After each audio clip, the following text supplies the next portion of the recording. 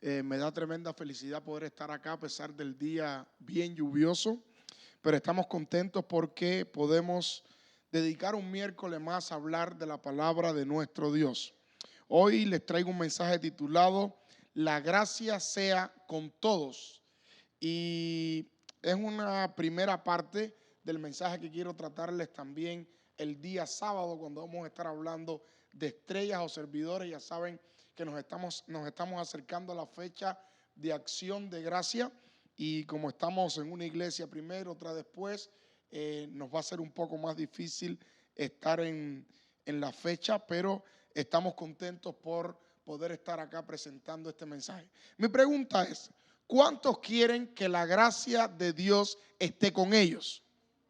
No hay mayor bendición, y si le preguntara a mis amigos de las redes sociales, también dirían lo mismo, porque no hay nada más lindo que la gracia de Dios pueda descender sobre nuestras vidas, sobre nuestras familias, hoy, mañana y siempre. Alabado sea Dios por eso. Así que hay un escritor bíblico que a la hora de hablar, él siempre tenía en sus labios esta frase: la gracia de Dios. Y en especial él siempre terminaba sus libros, sus cartas, diciendo que la gracia de Dios sea con ¿cuántas personas? Con todos. Y este hombre era el apóstol Pablo, y era normal que él pensara así, porque notemos que Pablo, antes de encontrarse con Jesucristo en el camino a Damasco, era un hombre radical. Era un hombre capaz de matar por lo que él creía. Él era capaz de entrar y arrastrar a los cristianos por los pelos, pensando que lo que estaba haciendo lo hacía en el nombre de Dios. Pero un día, cuando él se encuentra con Cristo en el camino a Damasco, la visión de este hombre cambia completamente. Y él entiende que la salvación es un acto divino y es por la gracia de Dios. Y por eso, Pablo, usted nota que teniendo tanto conocimiento, habiendo estudiado los pies de los grandes filósofos de su época, él comienza a centrarse en algo, lo cual es la gracia de Dios a través de Jesús. Y no solamente eso, él dice en una de sus cartas: me propuse predicar ¿a quién? A Cristo, y a este, ¿qué cosa? Crucificado. Él hizo el centro de su mensaje la gracia, el amor, la crucifixión de Cristo, y que somos salvos a través de la gracia transformadora de Cristo Jesús. Y nos estamos acercando a una fecha importantísima, el Día de Acción de Gracias. Y qué bueno que nosotros podamos ser personas agradecidas a un Dios que lo ha dado todo por nosotros, y en especial su vida en la cruz del Calvario. ¿Cuántos estamos agradecidos por esto? Pero el apóstol Pablo, agradecido por el cambio tan grande que Dios había hecho en su vida, él decide que cada vez que termina una de sus cartas o una de sus epístolas a las iglesias que él le escribía, él termina de la siguiente manera. Por ejemplo, en 2 Tesalonicenses capítulo 3, 18, él dice: la gracia de nuestro Señor Jesucristo sea con ¿cuántas personas? Con todos. También él en 2 Corintios capítulo 13 versículo 4 dice: la gracia del Señor Jesucristo, el amor de Dios y la comunión del Espíritu Santo sea con todos vosotros. ¿Cuántos decimos amén? Y usted va a notar que el apóstol siempre en sus labios había una palabra de gracia, de bendición para las personas que leían sus escritos, porque él entendía que lo más importante en la vida del cristiano es que la gracia, la bendición y la misericordia de Dios estuviera sobre la vida de los hermanos que leían la palabra y asistían a la iglesia. Pero ahora el apóstol, después de decir que la gracia de Dios sea con todos, que todos pudieran recibir esta gracia, él en Efesios 6:24 cambia un poquitico la tónica. Y el apóstol dice de la siguiente manera: la gracia sea con todos. Y usted dice, pastor, qué rico, amén, gloria a Dios por eso. Y este es el mensaje central al cual me quiero referir en esta hora. Porque aquí el apóstol Pablo cambia un poquitico y dice, la gracia sea con todos, pero con todos, incluyendo en especial a un grupo de personas, y dice él, la gracia de Dios sea con todos los que aman a Dios con un amor, ¿qué cosa? Indestructible. Otras versiones lo dicen de otra manera, pero en otras palabras es un amor que nada lo puede destruir, que nada lo puede cambiar. Y mi pregunta es, ¿estás tú enamorado de Dios al punto que nada puede quebrar ni destruir tu relación con Él? Y como cristianos a veces no nos preguntamos esto. A veces estamos en la iglesia simplemente porque un día Dios nos tocó, nos sentamos acá, servimos a Dios. Pero mi pregunta es, ¿tu amor hacia Dios es tan grande que nada ni nadie lo puede destruir? ¿Tu amor hacia tu esposo o tu esposa es tan grande que nada ni nadie lo puede destruir? Pero en especial nos ocupa hoy hablar nuestro amor con respecto a Dios. Porque nosotros muchas veces podemos estar en la iglesia por las razones equivocadas.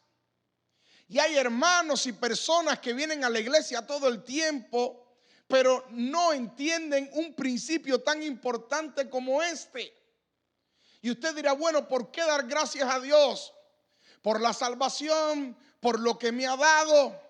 Pero en especial usted debe amar a Dios porque sí, porque Él es bueno y para siempre es su misericordia.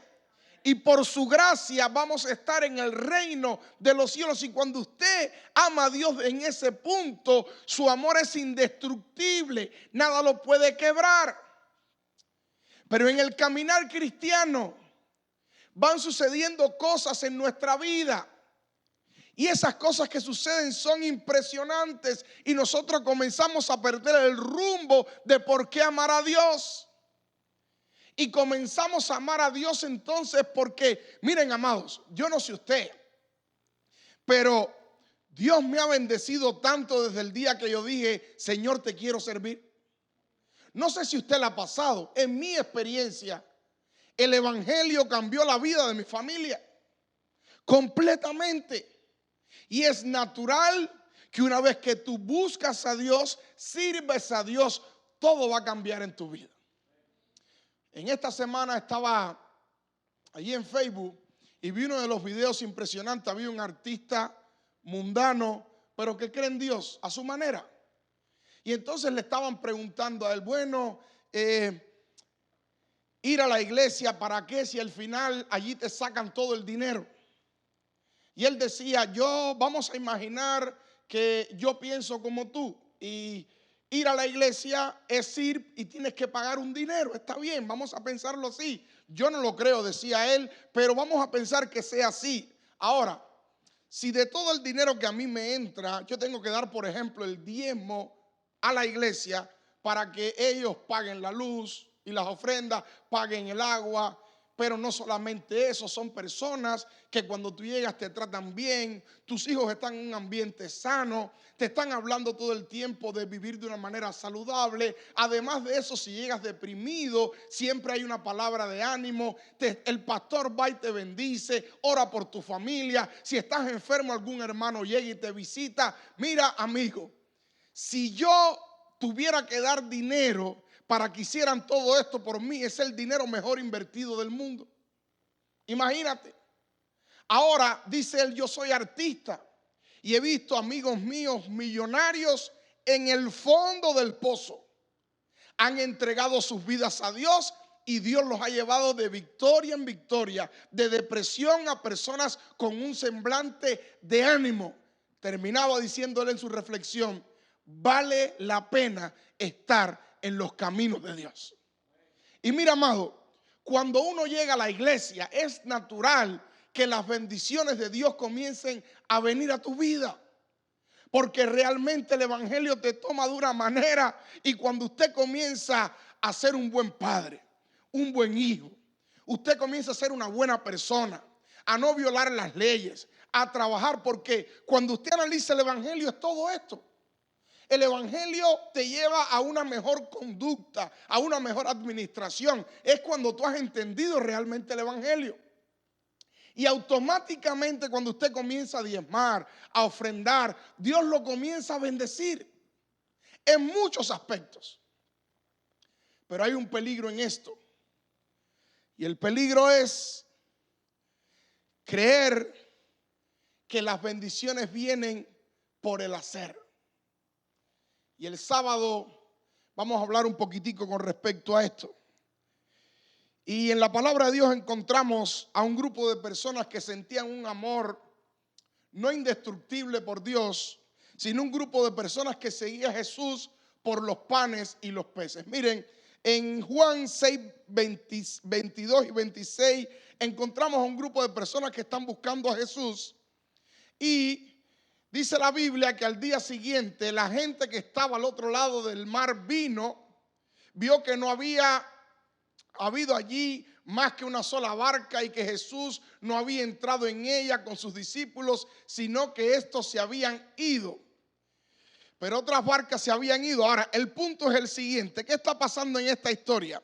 Lo que está pasando en esta historia es que Jesús había multiplicado los panes y los peces. Él se va al otro lado y la gente que estaba allí al lado de Jesús vio que al lado de él había bendición. Y corrieron el peligro del cual estamos hablando. Estoy aquí escuchando la palabra, Dios me bendice, yo voy a seguir a Dios para que Dios me siga, ¿qué cosa? Bendiciendo.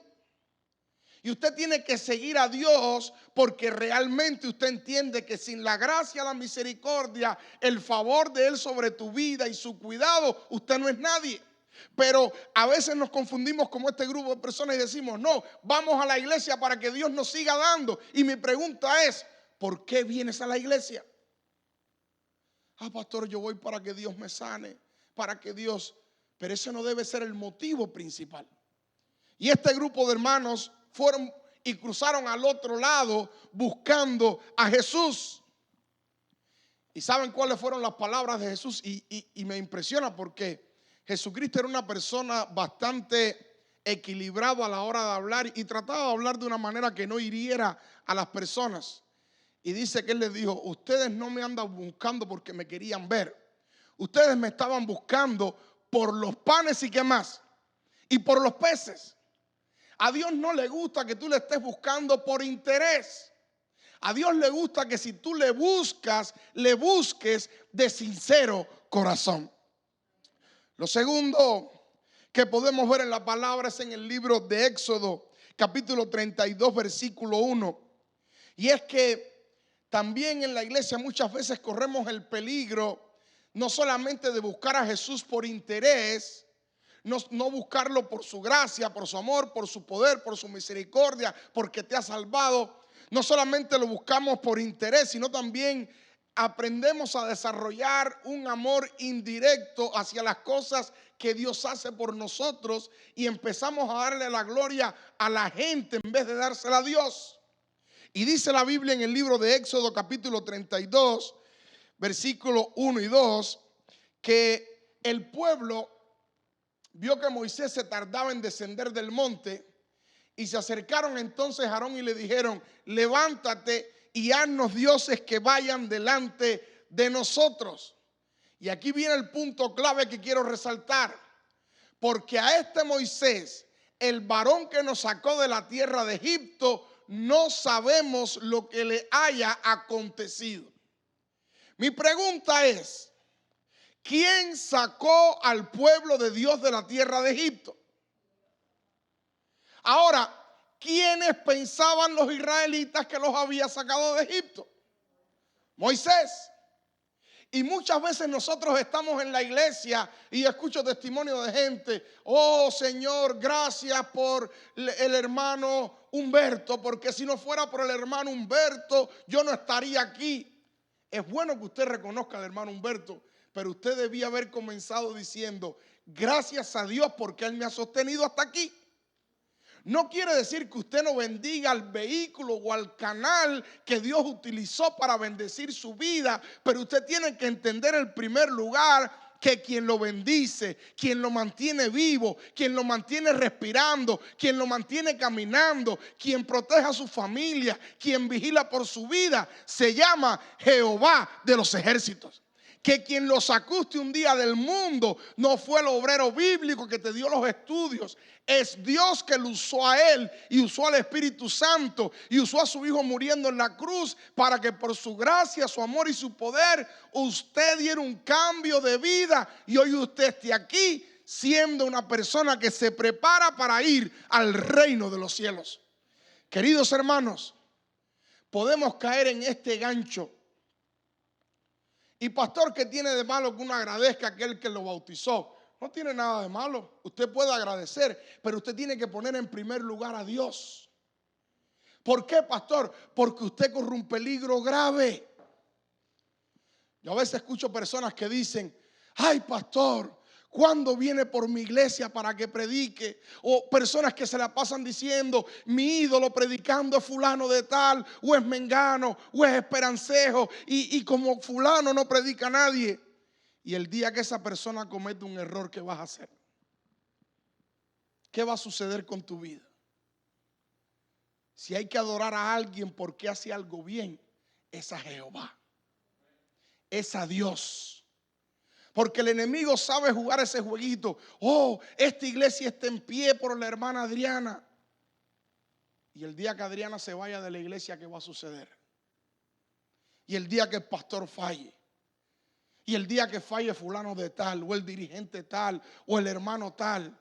¿Qué va a hacer de tu vida si tú fijas? Porque hay personas que agarran fijación con seres humanos.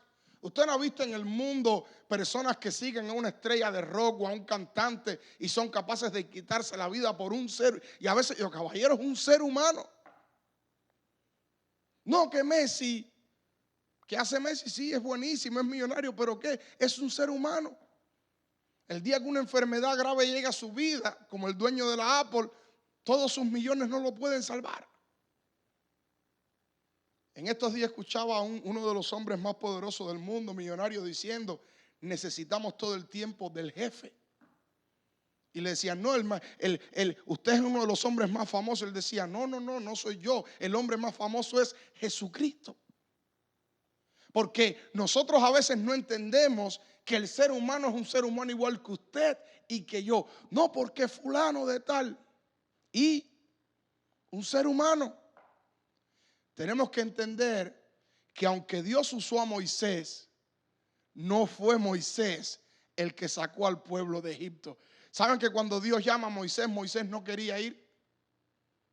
Y buscó todo tipo de excusas. Y fue tembloroso. Y yo me imagino el miedo que tenía Moisés de llegar allí a Egipto. Moisés sabía que si el pueblo era libertado, no era por él. ¿Saben? Moisés había intentado muchos años atrás tratar de liberar al pueblo por su mano cuando mató al egipcio. ¿Lo logró? Si Moisés hubiese liberado al pueblo en ese tiempo, imagínense, hermanos, si cuando Moisés liberta al pueblo se vio claramente que fue Dios, porque descendieron plagas, el agua se convirtió en sangre, la gente vio que era Dios. Y miren, saliendo de Egipto, lo que la gente está comentando, Aarón, hagamos un ídolo porque no sabemos qué le haya acontecido a ese Moisés que nos sacó de Egipto. Querido hermano, es Dios. La gloria es para Dios. Si estamos aquí es por Dios. Y recuerda, haga el ser humano lo que haga por ti, sea una persona agradecida, pero por encima de agradecer a ese ser humano que Dios utilizó, alabe el nombre de Dios. Yo a veces he ayudado a personas que la gente viene y me dice, ay pastor, gracias por su ayuda. Y yo digo para adentro de mí, si esta persona supiera que la ayuda que yo le di ni yo mismo se la quería dar, lo hice porque Dios lo puso en mi corazón. No sé si usted la ha pasado. A veces yo he tenido algo en el bolsillo, algo. Y Dios me dijo, ayuda a esa persona. Y después que estás así, ran, pan, se monta en el carro y dice, ¿y quién me mandó a mí a hacer eso? Sin embargo, la persona que te ve dice, qué buen pastor es él. Hermano, les estoy hablando sincero.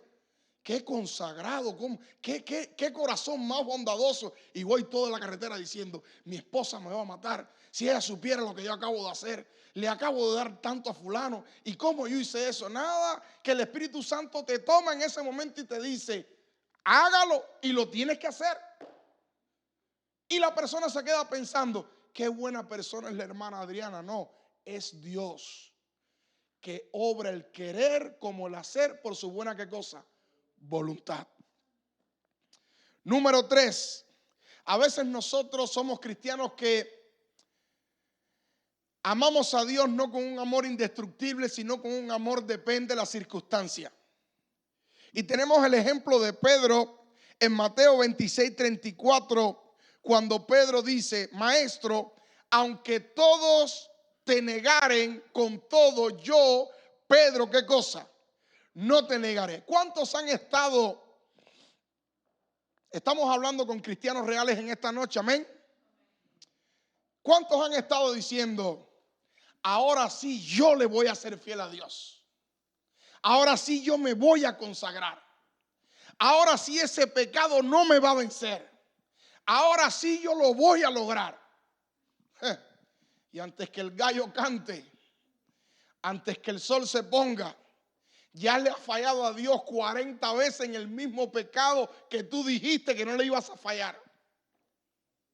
Y cuando nosotros analizamos la palabra de Dios, a veces nosotros somos cristianos que amamos a Dios, pero lo amamos depende de la circunstancia. Y a veces somos cristianos emocionales, cristianos que estamos en la iglesia, escuchamos el sermón, la palabra del Señor arde en nuestros corazones y decimos, ahora sí, le voy a ser fiel a Dios, voy a responder al llamado, lo voy a hacer, lo voy a lograr.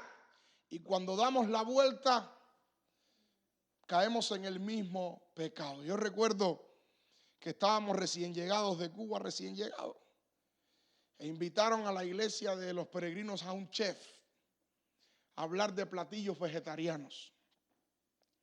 Y entonces aquel hombre ha predicado un sermón tremendo de tener una mejor dieta, de abandonar ciertos productos que no vamos a mencionar acá desde el púlpito, y fue tremenda la emoción. Y yo sentí que el Espíritu Santo en ese momento me tocó. Y yo me paré queriendo hacer un cambio de vida en mi alimentación, mi dieta. Era un fin de semana de salud en la iglesia. Pero saliendo de la iglesia estábamos allí muchos que nos paramos al llamado. Había una comida para los recién bautizados y ahí estaba yo porque yo era el pastor ayudante en la iglesia de peregrinos. Y cuando llegamos a la casa del director misionero, Roel, había un festín, hermanos, con todo tipo de alimentos que Levítico permite. Y aquello era tremendo, y había Coca-Cola, y había Pepsi-Cola, y había de todo. Y aquella emoción que yo había sentido, aquella circunstancia en la iglesia, ese ambiente, ese llamado, estábamos todos comiendo allí con gris, con yuca, con aquello, con lo otro, y dame refresco, y dame jugo negro, que es Coca-Cola, y para acá. Y ya cuando estamos, y empieza alguien en el grupo, ¿y ustedes no fueron los que se pararon al llamado allí en la iglesia? Y ahí empezó el relajo. Pero, aunque es algo risible muchas veces, ilustra la realidad del ser humano. Que a veces, dependiendo de la circunstancia, nosotros actuamos. Si Dios me bendice, si Dios está conmigo, si bendice a mi familia, entonces soy cristiano. Una vez que viene un momento de crisis o las circunstancias cambian, entonces yo soy diferente. Veamos a Pedro. Está con los discípulos diciendo, Señor, aunque toda esta gente no sea cristiano, yo siempre voy a ser cristiano, yo nunca te voy a fallar, yo voy a estar de tu lado. Y Jesús, que es tremendo, mira a Pedro y le dice, Pedro, tranquilo, mira, era mejor que te hubieses callado la boca, Pedro, porque mañana, antes que el gallo cante 2 veces, tú me vas a negar 3 veces. Y yo estoy seguro que Pedrito, que era bien cabezadura, habrá dicho, Jesús no sabe lo que está hablando. Y al otro día estaba el gran Pedro cayendo en el pecado de negar a Jesús.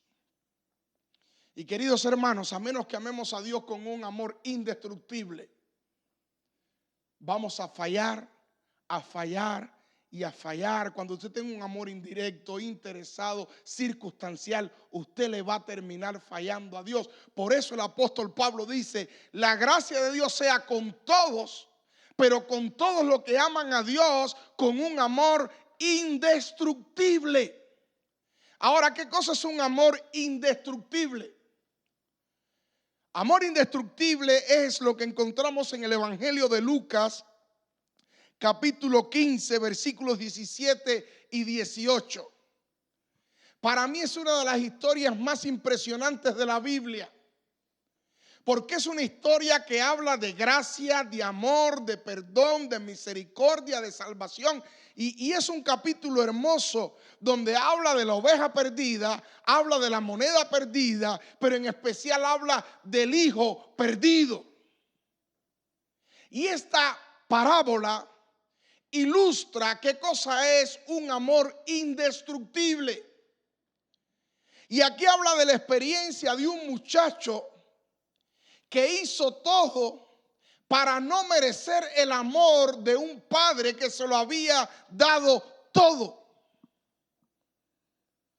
Casa, familia, se había mantenido al lado de su esposa, era un hombre próspero, a este muchacho no le faltaba nada. Y mi pregunta es: ¿dónde iba a vivir mejor el hijo pródigo que en su propia casa? ¿Dónde? Tenía el acceso completo a todo. Sin embargo, él es capaz de matar a su papá en vida y decirle: dame mi dinero, que tu vida no me interesa, lo que me has dado hasta ahora yo no lo quiero, yo quiero vivir mi propia vida. Y el padre le dice: ¿sabes qué? No hay problema. Y si el hijo pródigo si el padre del hijo pródigo hubiera sido un padre latino, le hubiera dicho: usted se aguanta hasta que yo me muera. Pero dice la parábola que le dijo: no, ¿qué tú quieres? Tu dinero, toma, aquí está. Y dice la parábola que el muchacho se fue, malgastó el dinero, se quedó sin nada. Y cualquier padre hubiera dicho: déjalo que se vaya, que él va a regresar arrepentido, de rodillas a mí, y cuando regrese comiendo polvo, ahí me va a escuchar. Eso es lo que hubiéramos hecho nosotros. ¿Quién se fue de la iglesia? Fulano. Déjalo, que cuando él venga magullado por el pecado, ahí es que yo voy a aprovechar y le voy a cantar las 40 verdades que él se merece. Porque esa es la reacción del ser humano. Pero Dios, representado en esta parábola en el padre del hijo pródigo, sentía por este muchacho, su hijo, un amor indestructible. ¿Qué cosa es un amor indestructible? Un amor que no importa lo que tú hagas, yo te voy a seguir amando. Yo voy a seguir velando por ti. Yo te voy a seguir buscando. Hermanos, ¿cuántas personas se van de la iglesia y me dicen: pastor, yo aunque estaba lejos de la iglesia, yo no podía comportarme como la gente del mundo, algo me frenaba? ¿Sabes por qué? Porque el Espíritu Santo, aunque tú no estés aquí, te sigue buscando y buscando y buscando. Dice la parábola de la oveja perdida que la oveja perdida se fue. Y no fue que Jesús se quedó tranquilo esperando: déjala que la agarre el frío, que la agarre un lobo. Ella va a ver que se fue y va a pagar las consecuencias de haberse ido. No. El pastor comenzó a pensar: ¿y si la agarra un lobo? ¿Y si la agarra el frío? ¿Y si no tiene comida? Porque ella estaba acostumbrada a estar en mi casa bien. Yo no me voy a quedar aquí, yo la voy a buscar. Ese es Dios a través de su Espíritu Santo. Y muchas veces se predicaba: fulano está en tal lugar y ahí el ángel se queda afuera. ¿Quién dijo eso? Dios siempre te va a buscar, porque dice la palabra: con amor eterno te he amado. Y dice la Biblia que el hijo pródigo regresó. Y cuando regresó, el padre hizo una fiesta. Cuando el hijo se merecía una pela, se merecía un regaño, se merecía una bofetada, se merecía esta no es tu casa, se merecía aquí no entras más. Y saben que nosotros muchas veces cuando un hermano se va o está herido o conocemos un pecado, en vez de alegrarnos cuando él viene a buscar de Dios y decirle que la gracia de Dios sea contigo, Dios te va a levantar, Dios te va a bendecir, más bien lo excluimos, comenzamos a decir, te lo mereces por pecador, te lo mereces por perdido. Dice la palabra de Dios que, y el hijo volviendo en sí dijo, ¿cuántas personas en mi casa que son personas que viven de cheque en cheque tienen una vida mejor que la mía? Versículo 18, me levantaré, iré al Padre y le diré al Padre, he pecado contra ti y contra el cielo. Y hermano, no hay nada que ayude más o que le guste más a Dios en su corazón que nosotros regresemos arrepentidos a Él. En el momento Dios nos perdona porque Dios nos ama con un amor indestructible. ¿Qué estaba queriendo decir el apóstol Pablo? Y con esto concluyo. La gracia de Dios. ¿Cuántos quieren la gracia de Dios? Amén. Si tú quieres la gracia de Dios, el apóstol Pablo te está diciendo una clave impresionante en este texto. Te está diciendo, te lo traduzco para que me entiendas. La gracia de Dios sea con todos aquellos que aman a Dios de la misma manera que Dios los ama a ellos. ¿Tú quieres tener la gracia de Dios en tu vida? Ama a Dios de la misma manera que Dios te ama a ti.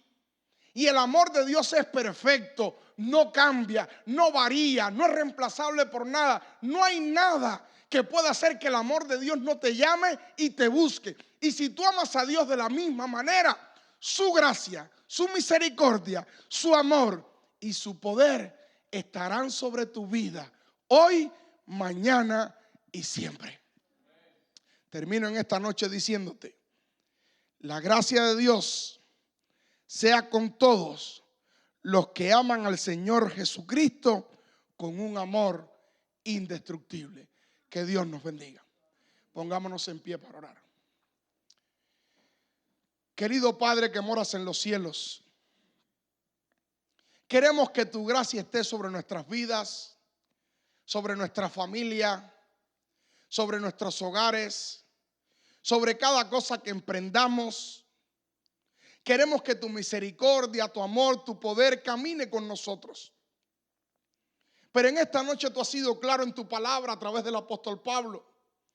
El apóstol Pablo entiende que tu gracia está disponible para toda aquella persona que te ama con un amor indestructible, con el mismo amor que tú nos amas a nosotros.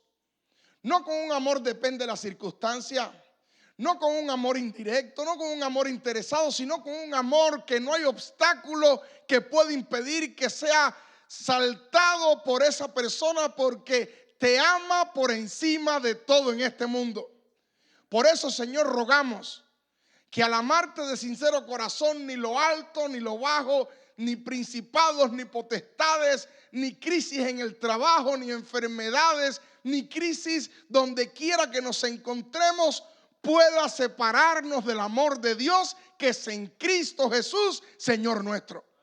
Querido Dios, al salir de este lugar, nosotros y los hermanos que están a través de las redes, permite que podamos amarte con un corazón lleno de agradecimiento en este mes de acción de gracia, con un corazón lleno de gratitud, con un corazón lleno de gozo por todas las cosas que tú has hecho en nuestras vidas y harás por todos tus hijos fieles. En el nombre de Cristo Jesús. Amén.